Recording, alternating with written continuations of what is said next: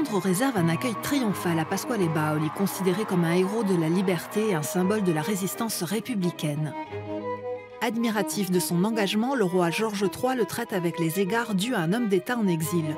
Il lui accorde une pension, tandis que les cercles intellectuels et politiques londoniens, qui voient en lui un modèle de courage et de vertu, le reçoivent avec tous les honneurs. Mais Paoli n'est pas un simple influenceur avant l'heure. Même loin de la Corse, il ne renonce pas. Il poursuit son combat, entretient des relations diplomatiques et continue de défendre l'idée d'une Corse libre. Il maintient aussi une correspondance active avec ses partisans, restés sur l'île, mais également avec les grandes figures des Lumières, telles que Voltaire ou Rousseau. Également avec des révolutionnaires comme Benjamin Franklin, alors en pleine lutte pour l'indépendance des États-Unis et qui admirent profondément son engagement.